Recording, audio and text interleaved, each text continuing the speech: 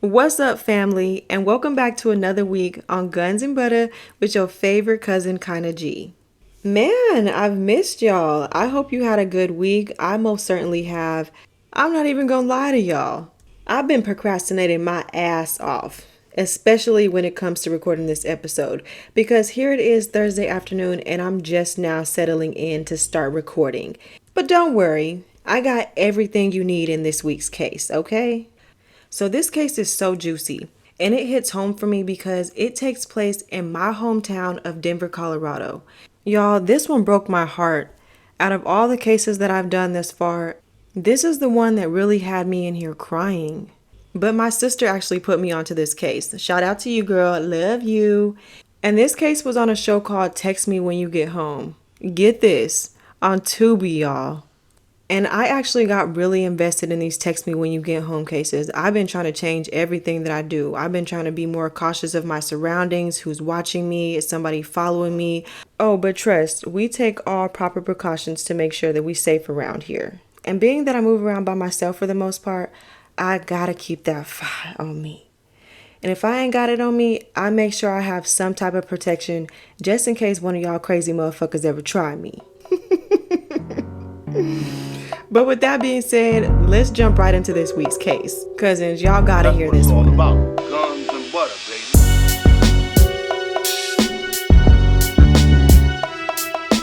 How many of y'all have some sort of girl code or buddy system when you and your homegirls go out? And it doesn't have to be anything crazy. We all know the basics. Never leave your drink unattended, never go to the restroom by yourself, and most importantly, never leave the club with somebody you don't know. Those are just a few of the most common ways that we can keep accountability of our friends while we're out. But this week at the dinner table, I'm going to be telling y'all about the murder of 19-year-old Kenia Monge.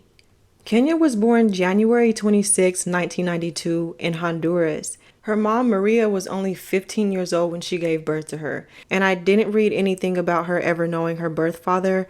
But in 1993, when Kenia was a little over a year old, her mom leaves her in Honduras to be raised by her grandmother, while she leaves for the States in hopes of creating a better future for her and her baby. I mean, at the time, Kenia's mom was only 16 years old, so she couldn't afford to bring her to the States even if she wanted to. She was still a child herself, so there was no way for her to take care of herself and a baby as well. So after settling into the States for about a year, in 1994, her mother meets a man by the name of Anthony Lee, but he goes by Tony. They fall in love, they get married, and they have two children of their own. Kimberly, also known as Kim, and Anthony Jr. And in 2004, when Kenia's 12 years old, her mom is finally able to bring her to the States so that they can finally be reunited, and so that she can meet her siblings and her stepfather for the first time. So like I said earlier, this case takes place in Aurora, Colorado.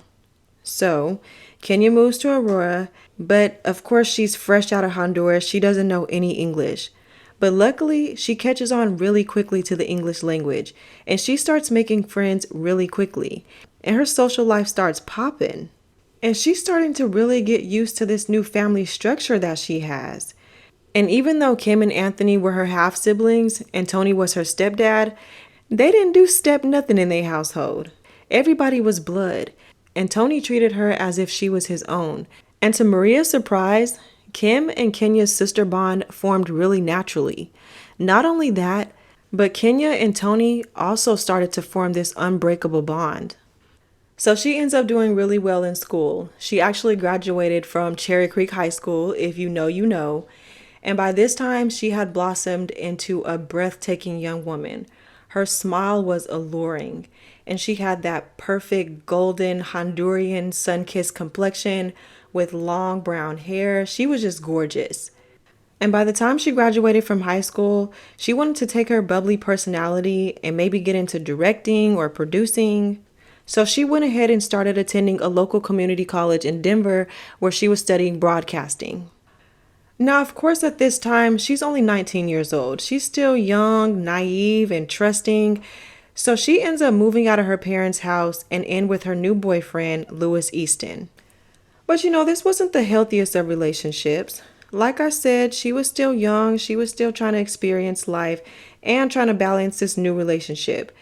So they didn't live together very long before they both realized that this relationship really wasn't working for them. And at the time that this case occurred, they were both coming to the terms with the fact that we're too young to be miserable in a relationship, and we absolutely do not have to live together. And just like any young adult from the ages of 19 through so on and so forth, you're going to want to be out living your life. And that's exactly what Kenya was doing. And it's at this stage in her life when Kenya starts to experience all that Denver's nightlife has to offer. So on Thursday, March 31st in 2011, Kenya and her sister Kim are texting back and forth all throughout the day. You know, they just like me and my sister. They texting from the time they wake up to the time they go to bed, and in between, they still got time to fit in FaceTimes. So by the time the evening rolls around, it's getting to be club hours. Kenya texts her sister and she's like, hey, me and a couple of homegirls, we gonna go out, we gonna hit the town, hit a couple of bars, and I'm gonna hit you up tomorrow when I wake up. And Kim's like, all right, girl, well, have fun, text me later. They say their I love yous, and Kenya heads out for the night. So as usual, Kim thinks this is just like any other day. Kenya would go out, she hit her up the next day, tell her how the night was, and they would carry on as usual.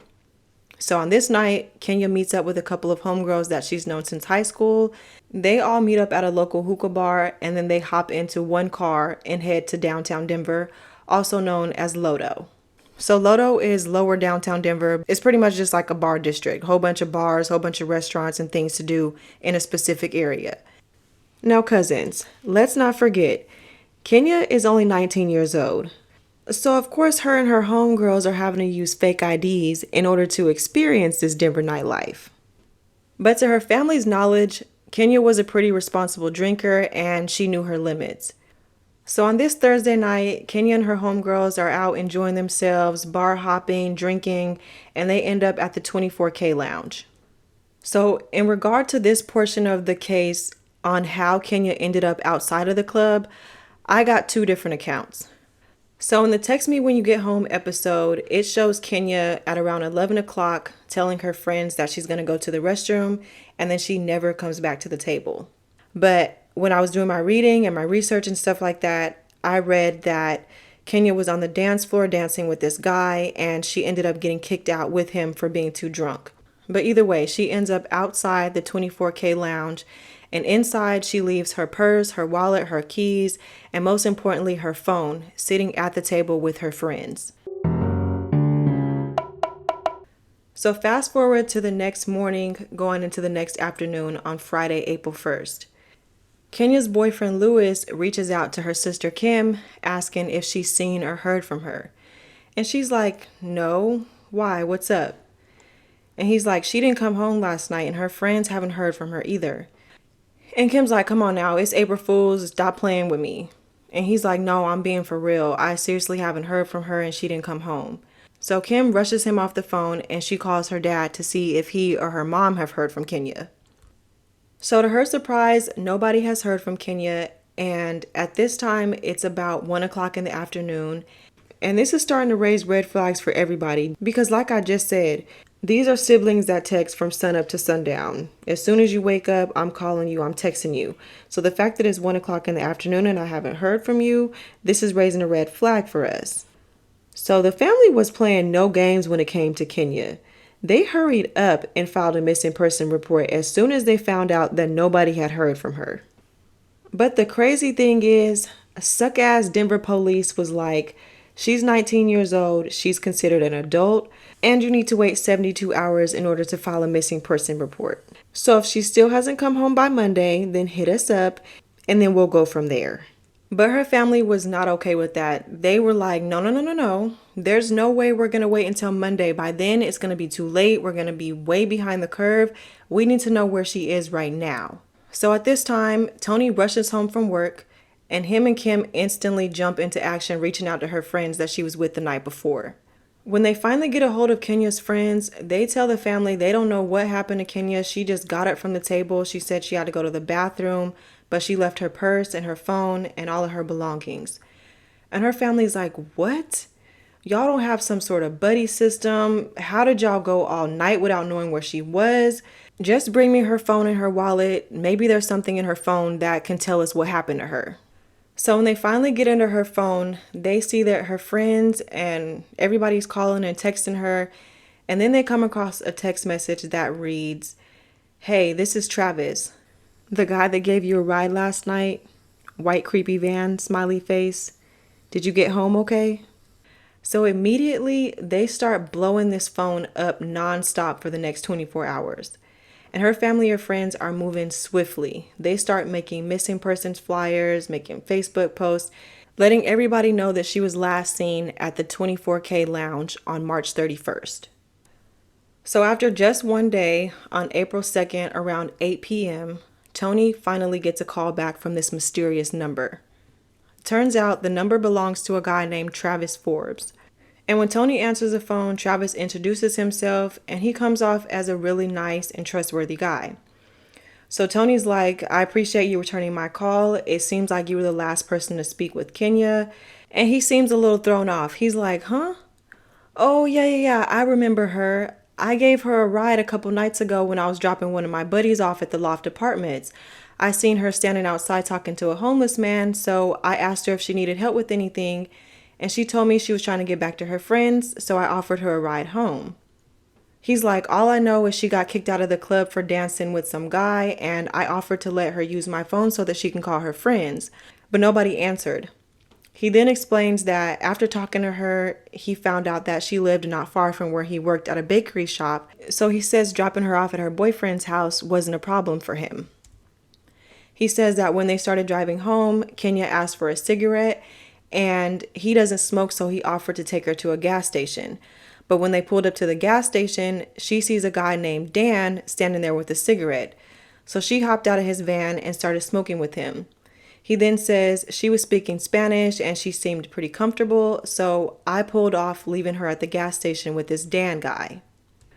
So on one hand, Tony believes what Travis just says, because Kenya does speak Spanish, she does smoke cigarettes, and she is a really friendly person. But on the other hand, they want to know, which gas station did you leave her at? What does this Dan dude look like? What? Tell me something. And Travis is like, "Look, I dropped her off at the Conoco gas station off 3rd and Spear. You can meet me there if you want." Tony's like, "Man, say, you ain't saying nothing but a word." He runs upstairs to grab the strap and he starts heading for the car to meet this guy. But Maria, on the other hand, was not down with this. She did not want him to go. She didn't feel like this was a safe situation. She's down on her hands and knees begging him not to go. So she ends up calling the cops to meet Tony and this guy at the gas station. But Tony's like, "I just want to have a conversation with him. I want to see for myself if what he's saying is true." And he leaves for the gas station. But by the time he gets there, Maria already had the cops waiting on him. So when he gets out the car, the cops, of course, approach him. They're trying to manage the situation. He explains what's going on, and the cops end up facilitating this ordeal. And at this time, Tony and Travis have their first encounter. And other than the fact that Travis drives this creepy white utility van, there's nothing really alarming about him. He's a typical white man, tall, skinny, clean cut, blonde hair, blue eyes, and he seems pretty honest just off of first encounters. So while speaking with Tony, Travis pretty much apologizes for not following through and making sure that Kenya made it home safely that night. And just like during their phone conversation earlier, Travis reiterates that he picked her up and he dropped her off at this exact gas station. And the last time he seen her, she was standing outside smoking a cigarette with a guy named Dan. So at this time, Tony can't just fly off the handle and start accusing Travis. So he takes his word, he accepts his apology, and he extends his hand to thank him for coming out, man to man. And when their hands connect, Tony says he could feel Travis's hand trembling. It wasn't something that you could physically see, but it was definitely a tangible tremble in his hands. And in the back of his senses, he catches a whiff of bleach. So before he leaves, he brings it up to the cops, and the cops use this opportunity to search Travis's van. But of course, they don't find any evidence of Kenya ever being inside of the van or anything unusual about it. But they too catch a whiff of bleach. But unfortunately, they can't hold Travis on any charges. So they let him go on about his business for the night. So at this time, it's Monday, April 4th. and Kenia has been missing since the early hours of April 1st. So on this day, her family gets a surprising call from the FBI offering their services to help find her. Damn. It's at this time when it really starts to set in with the family that something is seriously wrong and Kenia is really missing. So leading the investigation is Denver Police Detective Nash Guru of the Missing and Exploited Persons Unit. And assisting him was Denver Homicide Detective Louis Estrada. And now that they have a detective assigned to her case, they really start exhausting all options trying to figure out what happened to Kenia. They want to know if she had any enemies or if this was foul play with her boyfriend. You know, this wasn't the healthiest of relationships. Maybe he was the jealous type and he lost his temper. So of course they bring her boyfriend Louis in for an interview. But after talking to him and going through his phone records, he's quickly eliminated. And now that this case is being taken seriously, Denver law enforcement begins a widespread search for any clues of Kenia's whereabouts. They hit the town hard, conducting interviews and looking for surveillance videos or anything that can point them in the direction of where Kenia went. And this is where they struck gold, because they find surveillance video of the night Kenia disappeared entering the loft apartments at around 2:08 a.m. And she's with the guy that the police later identify as Chad Davis, and he's actually a resident of the loft apartments. And you already know they track Travis down so that they can question him. But during his questioning, they find out that he and Kenia were kicked out of the club for unruly behavior on the dance floor, which means they was probably too drunk, a little sloppy, and they got kicked out. So this brings us to another good point. Travis was telling the truth about Kenia being kicked out of the club with some guy. But Chad claims that Kenia only came in his apartment to use the restroom, and she left out shortly after that. And the security footage corroborates his story because at 2:11 a.m., she's seen leaving back out of the loft building. Now by 2:24, Kenia is seen on the camera outside of the building talking to a homeless man. She then leaves the front of the building and heads across the street to the left. At 2:30 a.m., she's seen on a hotel lobby security footage, and she appears to go to the restroom, and then by 2:35, she's back outside talking to the same homeless man from before. This is about the time when Travis sees Kenia sitting outside crying, and he swoops in and offers her a ride. And this is where all security footage of her stops. Y'all, by this time, it's been 5 long days, and Kenia is still missing. And detectives are still on the hunt looking for all signs of Kenia. But it wasn't until April 5th that they received a call from a woman named Monica Poole. Now, y'all, listen to this because this is where it starts getting good. So Monica is actually the owner of Debbie's Bakery on South Trenton Way in Aurora. And this is the same bakery where Travis rents a workspace to bake his gluten-free granola bars for his business called Forby's. I know, it's definitely some Colorado shit, right? Monica starts off by telling detectives she had security cameras installed in the bakery because she originally thought that one of her employees was stealing money from the register. So on Friday, April 1st, when she comes into the bakery, she's trying to go through the security footage, but she sees that all of the surveillance cameras have been unplugged. So she plugs them back in and she starts rewinding to the last time that they were recording. And on the camera, she sees Travis alone in the bakery at around 7:30 p.m. on April 1st. Now, the thing that's unsettling about this is she sees him rolling in a cart with a large white cooler with duct tape wrapped around the lid. Now, on the video, you can clearly see Travis rolling the cooler into the freezer, and anytime someone would walk in the freezer, Travis would walk in behind them. Suspicious, right? She continues on by saying she then sees Travis walk into the office wearing long yellow rubber cleaning gloves, and he unplugs the recorder. So after getting all this juicy information from Monica, the next day on April 6th, Travis is brought into the Denver police station for his first initial interview. During his statement, he tells the same, by this time, rehearsed story that he's already told Tony. But this time, he adds in that after he left the Conoco, he went over to his girlfriend, Carrie Humphrey's house. By this time, it's around 3 or 3:30 a.m. The next morning on April 1st, he gets up and leaves for work at around 8:30. So investigators ask if he'd be willing to do a polygraph test. And of course he agrees. Yeah, sure, I'll take a polygraph. I don't know why they didn't make him do it right then and there, but I guess he was supposed to come back and do the test at a later time. So in the meantime, they reach out to Travis's girlfriend, Carrie, who of course confirms that he came home after dropping Kenya off at the gas station around 3 o'clock. And even though Carrie confirmed his alibi, she really didn't seem like she gave a damn about Kenya or the seriousness of the situation. She was being really nonchalant and really carefree while she was answering the questions. So investigators don't want to get stuck on one specific person. They want to make sure that they're exploring all possible options when looking for Kenya.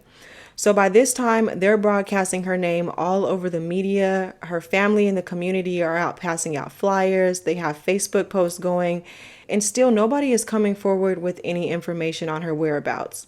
Not only that, but they're also putting out the description that Travis gave them of this Dan dude all over the local news, hoping that somebody recognizes him. So at this time, a lot more questions are being asked, and people are looking for some clarity because Travis's story really isn't making too much sense. If you volunteered to take her home, then why would you just leave her?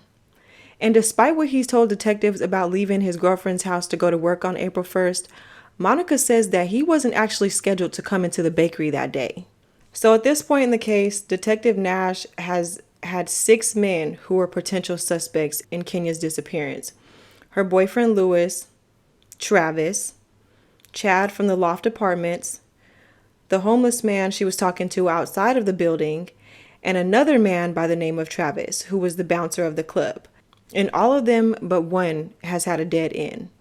So by now, investigators end up getting a search warrant for the bakery that Travis works at, as well as his van. And while searching the bakery, they don't find anything in the freezer or the bakery itself, but they do find a 55-gallon barrel sitting outside of the bakery. And inside the barrel, they see what looks to be something that was freshly burned. And amongst all the burned contents, they find some sort of zipper and black material. So detectives quickly flash back to all the surveillance videos from the night Kenya went missing. And in the videos, you can see she's clearly wearing a black dress and some red heels. So they're like, all right, this isn't everything, but it's something. So they now turn their attention to Travis's van. And in his van, they don't see a whole lot, but they do still smell a strong scent of bleach. And on his tires, you can see caked on dirt and weeds, which to them suggests that he may have been driving in a rural area very recently. So on the inside of his van, the driver's side is pretty junky. It has wrappers and trash and bottles everywhere. But the rest of the van is completely spotless. It even has brand new carpeting in it. And detectives are like, something is definitely up with this guy. I can't put my finger on it, and we definitely don't have enough to charge him, but something is up with him. So it's now been 2 weeks since Kenya's gone missing, and the word is getting around that Travis is the detective's #1 suspect, but he wants to clear his name. So he ends up taking his talents to the local Channel 9 News. And listen to what this man says during this interview. Since you're a person of interest, let me ask you this. Did you do something with her?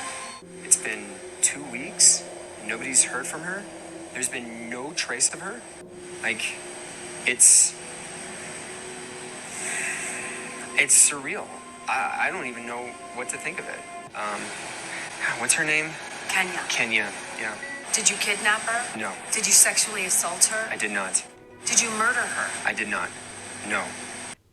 As if he wasn't already the detective's #1 person of interest in this case, he really just made himself a walking bullseye after this interview. Because if y'all heard him, he's like, what's her name? As if you don't remember the reason why you're even here to do the interview in the first place. Are you not here trying to clear your name as the #1 person of interest in this girl's disappearance? And you can't even remember her name? What are we talking about at this point? It was like he was playing in the family's face, like he was taunting them. Not only that, but when the interviewer asked him if he murdered her, he clearly says no, but he nods his head yes subconsciously. So everybody is like, yo, This guy is a real narcissist. He's trying to make himself get choked up, and he's trying to come off as the good guy who should have intervened and made sure she made it home safely. All the while, he's still trying to point them in the direction of this mysterious Dan dude, whoever the fuck that even is. So all the comments and the community was going crazy after they seen this interview. They was eating his ass up, and they was letting it be known that they didn't believe that he was innocent and that detectives needed to take a closer look at him. So just as detectives are starting to close in on him, he starts to feel the pressure. And as you probably guessed it, he never made it back to the police station to do his polygraph test. He actually skipped his happy ass out of town and fled Colorado right after this interview. Meanwhile, even in the midst of Travis doing this interview and then fleeing town, Kenia's family, friends, and the community are still holding on to hope that she'll be brought home alive. Every day, her sister Kim made a Facebook post trying to keep her name in the forefront of everybody's mind. She would say things like, "We miss you, Kenia. We love you, baby. Come home to us." And it was just so heartbreaking because Detective Nash ended up getting another search warrant for Travis's cell phone from the time periods of April 1st through April 8th. So while searching through his phone records, they're able to see all of his movements and all of his activities. So first off, they were able to find out that he was nowhere near Carrie Humphrey's home during the night that Kenia went missing. He actually drove to a small town about 40 miles northeast of Denver called Kingsburg. Now, I've never even heard of this town, but it's known to have a lot of farmland and a lot of open fields, so you know what that means. Detectives end up putting a team together, and for about 4 days, they searched every area where Travis's phone pinged in Kingsburg. I mean, they pulled out all the stops. They brought out the bloodhound so they can sniff out any evidence. And following this first initial visit, the police would go on to search Kingsburg 15 more times over the next 5 months. They would search by foot, horseback, and they even used helicopters. And still, there was no Kenia. By May 4th, Kenia had been missing for 34 days, and Travis was nowhere to be found. But out of the blue, Travis's ex-girlfriend calls and reports her SUV stolen by Travis. So they hurry up and put out a nationwide bolo for the car. This man thought he was so slick, but within hours of the bolo being put out, Nash was being sent to Austin because Travis was actually tracked down and taken into custody in Austin, Texas. Now, when Detective Nash gets to Austin, he enters into the interrogation room, and I'm sure Travis just thought he was going to be questioned about driving around in a stolen car. But when he sees Detective Nash, he looks like he's seen a ghost. Just imagine, you think you're leaving town, you're about to get a head start on your escape, you steal your ex-girlfriend's car, and you think you're about to start a new life. But then all of a sudden, a detective investigating a murder, which you're running from, pulls up on you. I know he was about to shit a brick. I know he did. Caught. That ass is caught, my boy. So of course his little weird pasty ass lawyered up with the quickness after he realized his ass was grass. And Detective Nash is like, "Sure, you can have your lawyer, but open up because we have a probable cause warrant to collect your DNA." So after getting his DNA sample, he's extradited back to Colorado where he's held in Jefferson County Jail. If you know, you know, because I've heard some pretty bad things about Jefferson County. But at this time, he's only charged with auto theft. And he's held in jail until his weak body ass ex-girlfriend drops the charges. And on June 30th, he's released and he's back on the streets. So after he's released, he couldn't stand all the heat that he's getting from Aurora. So he ends up going to Fort Collins, where he's originally from, to stay with his dad. Now, Fort Collins is a known college town, and it's home to Colorado State University, and it has a pretty popular bar district filled with young girls everywhere. So on July 4th, just 4 days after he's released, a young woman named Lydia Tillman, who was 30 years old at the time, was walking home. She's enjoying the fireworks, enjoying all the holiday festivities, and she doesn't have any friends or family out in Fort Collins, so she's just enjoying the night by herself. So she doesn't know that she's being followed home, because by the time she gets home, somebody is coming through her door right behind her, forcefully attacking her. She ends up being sexually assaulted, She was punched in her face, shattering her jaw, and she was beaten beyond recognition. But y'all, this woman Lydia was tough. She was fighting back, scratching, punching, doing whatever she could to get away from this guy. But after fighting back for so long, she realized that she was going to get nowhere with him. He was much bigger and stronger than her. So she ends up playing dead so that he can stop beating on her. While she's laying there naked, all of a sudden she starts getting doused with bleach. I guess he was trying to get rid of all the evidence, and then shortly after that, he sets her apartment on fire. She's fighting for her life. She ends up jumping out of the window and breaking both of her ankles. By the time the officers get there, she's outside in so much distress and such a panic. All she can do is tell them that she was assaulted before she starts having a stroke.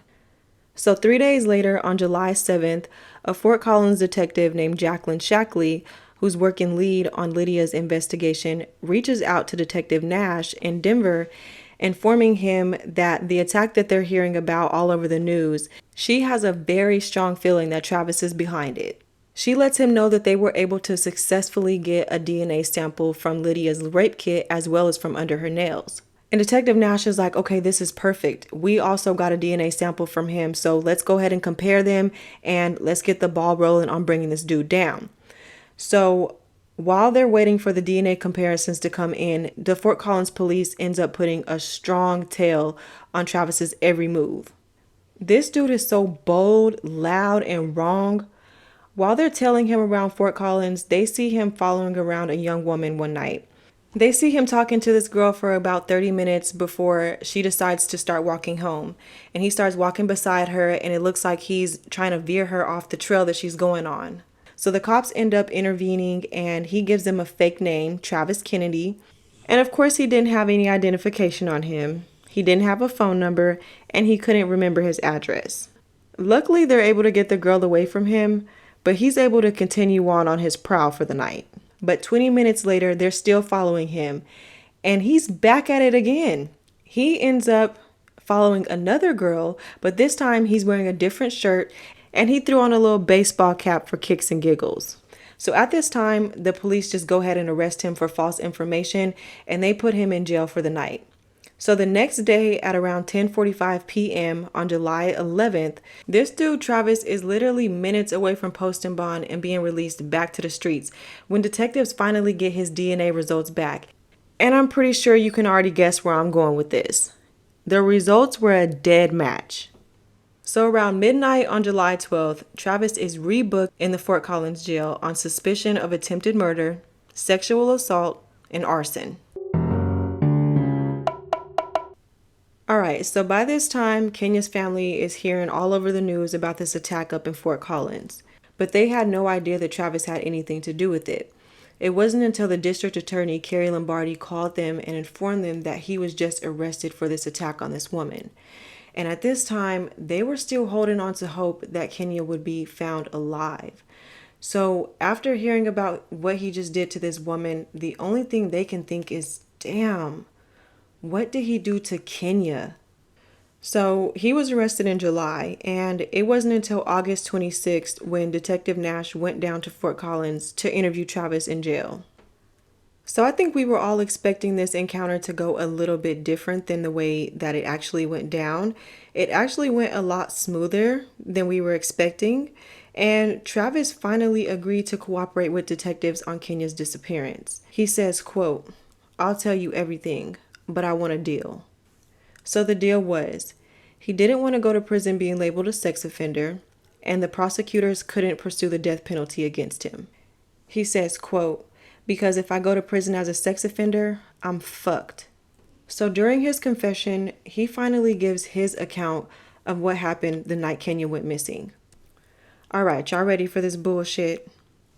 The night Kenia goes missing, Travis says he and his friends see Kenia standing outside talking to a homeless man near the 24K bar. They see she's a little drunk, so they approach her and ask her if she needs help getting home. They tried calling her a cab, but they couldn't find one, so the three of them all get into Travis's van. Travis then drops his friend off at the Loft Apartments, and by this time, Kenia is in the back passed out. So he pulls his van over, climbs on top of her, and he starts raping her. She wakes up, she's kicking, screaming, punching, trying to do whatever she can to get him off of her. But he's on top of her and he has all of the power.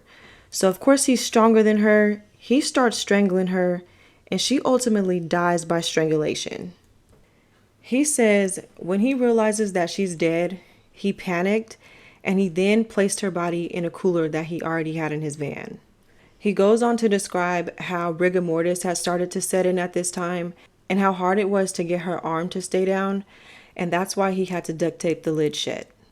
He then took the cooler to the freezer at Debbie's Bakery where he was seen on surveillance, and he leaves her body there until he figured out the perfect place to bury her. So he decides on Kingsburg, which is discreet and rural enough.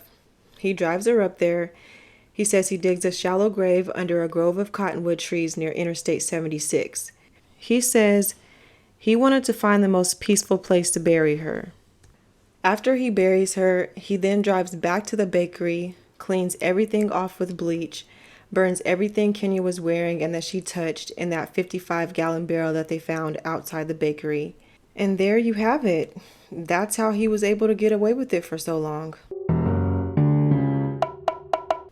On September 7th, 2011, 5 months and 1 week after Kenya vanished, Travis, along with his lawyer and detectives Nash, his partner Estrada, and the detective from Fort Collins, Detective Shakely, all drive up to Kingsburg. So they pull off to an area right off Highway 76. They start walking near a grove with a bunch of trees. Nash starts walking towards a ravine, and Travis tells him, "Stop. Take 2 steps to the right, and you'll be right on top of her." They immediately tape off the area and call the crime scene investigators. Once they get there, it's go time. They start digging, and about 5 feet deep in that exact spot where Travis said it was, they find the remains of a naked woman, balled up in the fetal position, covered in a plastic tarp. And at this time, they knew they found Kenya. The DA didn't want the news of this getting back to Kenya's family through the media, so she reached out to Tony as soon as they dug the remains up.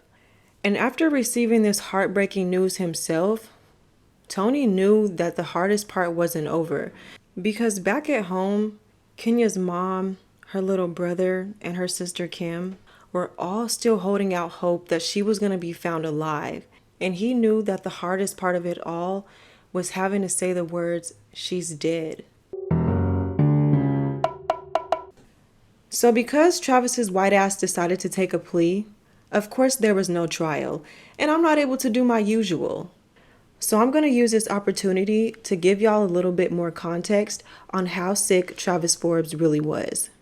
At the time of his arrest, Travis was 31 years old. Oh baby, but his life of crime started when he was a mere 17 years old. His little badass was charged with breaking into 16 different homes and businesses in Fort Collins, stealing over $15,000 worth of cash and goods. And cousins, get this. When the police searched his room, they found women's underwear, and they had all been ripped open and had the letter M written in black marker. Travis was also convicted of 2 counts of felony burglary, and he was sentenced to 9 years in prison. But listen to this shit. Instead of going to prison, he was ordered to enroll in a military boot camp. However, he spent less than 2 months in the camp before he was kicked out, and he was then placed on probation. Oh honey, wait, there's more. In 1998, he was arrested for criminal harassment while he was still on probation. Oh, there's more. In 1999, he was caught carrying a knife, violating his probation once again. Not only that, but he broke his curfew 43 times. And you know what happened to him? Not a damn thing. But let's continue on. He still has a little bit more on his rap sheet. In 2004, he was charged with assault for throwing rocks at women while they were jogging. But of course, he pled guilty of a lesser charge of harassment involving physical force, and he spent about a month in jail for that one. And at the time of Kenya's disappearance, he was on probation for a domestic violence charge. So the dude really didn't give no fucks, really and truly. He was pretty much running rampant on Colorado, and they was just giving him slaps on the wrist every single time. But on September 26, 2011, his reign on Colorado finally came to an end. and he pled guilty to the first-degree murder of Kenia Monge. So during his advisement hearing, he says, quote, "What I did was horrible and cowardly. It was a mistake. Remember me. Remember me as I was, not the monster I've become." Oh, please shut up, okay? Just shut up. On October 21st, 2011, Travis Forbes was sentenced to life in prison without the possibility of parole for the murder of Kenia, plus 48 years for the attempted murder of Lydia Tillman. And during this hearing, he says, quote, "Why did I do this? I've been searching for that also in my heart and soul. I think we commit violent acts because deep down we find hatred of ourselves. I am so thankful that Lydia Tillman survived, because if I hadn't been caught, I probably would have done this again, because deep down I'm fucked up. I'm evil." Dude, just take your life sentence and go. We don't really care what you have to say. Just go on. I'm going to end this episode by saying Travis is a picture-perfect version of how serial killers are born. They all start off real slow. They may kill a little animal here or there. They do a little petty theft or a little crime, and then they work their way up to more violent crimes. But let me tell you, I'm going to bring it full circle for you. If this had been a black man, they would have been thrown under the jail for half the crimes that Travis had been doing. And he was able to get away with just slaps on the wrist every single time. He had absolutely no concept of accountability. The justice system made him feel like he was damn near untouchable. I mean, of course. It's very understandable when you look at the color of his skin and the state that he lived in. All right, cousins, that's going to have to do it on this week's case on the murder of 19-year-old Kenia Monge. This was my very first hometown case. I hope y'all enjoy. And as usual, y'all meet me back here at the dinner table next week, same place, same time.